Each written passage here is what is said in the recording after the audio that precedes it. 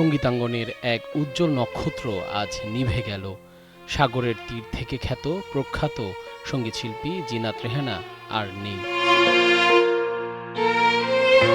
বুধবার সকাল 8:30টায় রাজধানীর একটি হাসপাতালে চিকিৎসাধীন অবস্থায় শেষ নিঃশ্বাস ত্যাগ করেন তিনি। এর আগে দীর্ঘদিন তিনি নানা রোগে আক্রান্ত ছিলেন। জিনাত রেহানা সঙ্গীতের জগতে পা রাখেন 1964 সালে বাংলাদেশ বেতারের তালিকাভুক্ত শিল্পী হিসেবে। 1968 সালে তার গাওয়া সাগরের তীর থেকে গানটি রাতারাতি জনপ্রিয়তা পায়।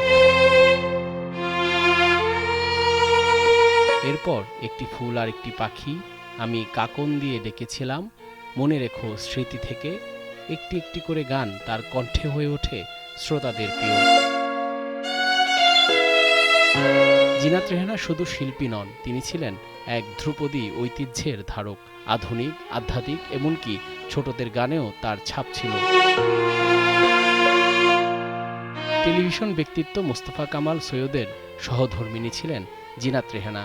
দীর্ঘদিন আন্তর্জাতিক প্রতিষ্ঠানে কাজ করেছেন তিনি, যার ফলে গানে পাওয়া যেত কম, কিন্তু শ্রোতাদের মনে ছিল অমলিন তার কণ্ঠ।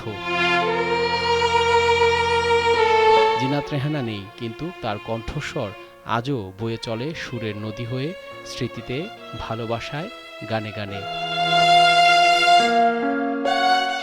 বাদ জোহর গুলশান আজাদ মসজিদে অনুষ্ঠিত হয় প্রথম জানাজা। বিকেল 3টায় চ্যানেল আই প্রাঙ্গণে দ্বিতীয় জানাজার পর বনানী কবরস্থানে দাফন করা হয় এই কিংবদন্তিকে।